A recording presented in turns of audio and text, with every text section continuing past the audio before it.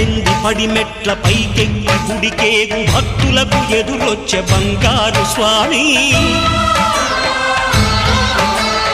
ఇరుముడులు స్పృశించి శుభమును దీవించి జన బృందముల చేర జగమేలు స్వామి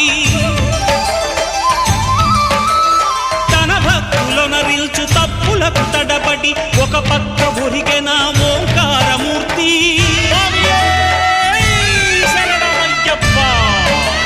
స్వాములందరూ తనకు సాయము కాగా ధీమంతుడై లేచె ఆ కన్య స్వామి